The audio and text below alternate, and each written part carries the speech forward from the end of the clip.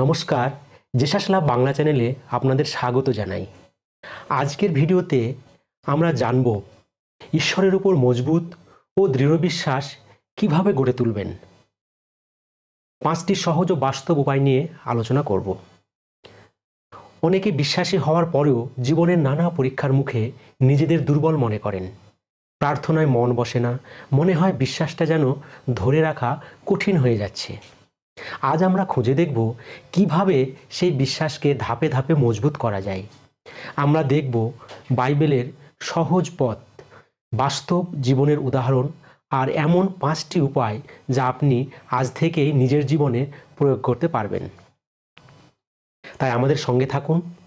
চলুন শুরু করি। 1 নম্বর, প্রতিদিন ঈশ্বরের বাক্য পড়ুন।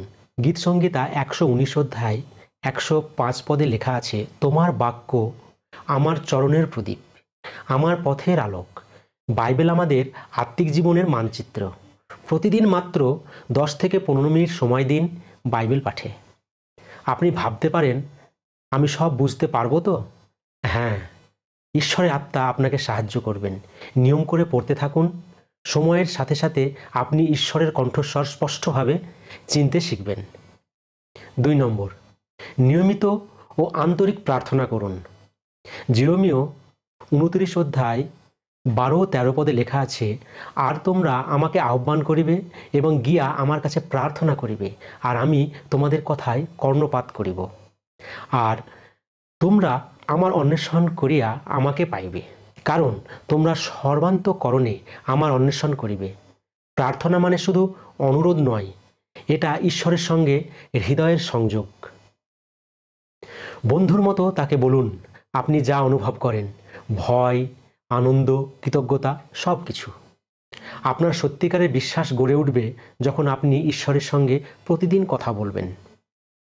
3 নম্বর, নিজের জন্য একটি মণ্ডলী খুঁজে নিন। হিতোপদেশ 27 অধ্যায় 17 পদে লেখা আছে, লৌহ লৌহকে সতেজ করে, তদ্রূপ মনুষ্য আপন মিত্রের মুখ সতেজ করে। একাকী বিশ্বাসী জীবন টিকিয়ে রাখা সত্যিই কষ্টকর। একটি ভালো মণ্ডলী বা আত্মিক পরিবেশ খুঁজে নিন, যেখানে আপনি প্রার্থনা, সাহস ও সত্যের মধ্যে বেড়ে উঠতে পারবেন। যখন আপনি ক্লান্ত, হতাশ বা পথ হারিয়ে ফেলবেন, এই মানুষগুলোই আপনাকে তুলবে, প্রার্থনায় সাহস দেবে এবং ঈশ্বরের সত্য পথে ধরে রাখবে।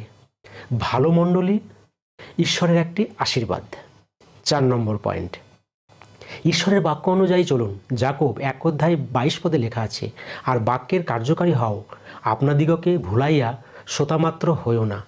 সত্য বলা, ক্ষমা করা, দরিদ্রকে সাহায্য করা, এই সব ছোট ছোট সিদ্ধান্তে বিশ্বাস পোশাক পরবে।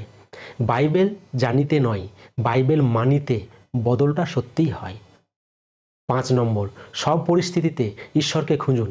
গীতসংহিতা 46 অধ্যায় 1 পদে লেখা আছে, ঈশ্বর আমাদের পক্ষে আশ্রয় ও বল, তিনি সংকটকালে অতি সুপ্রাপ্য সহায়।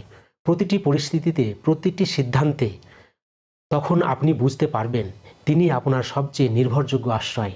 বিপদের সময় ভয় পাবেন না, আর সাফল্যের সময় অহংকার করবেন না। আপনি যা বুঝতে পারবেন না সেটাও নির্ভয়ে ঈশ্বরের হাতে ছেড়ে দিন, কারণ তিনি আপনার জন্য সর্বোত্তম পথ তৈরি করে রাখেন।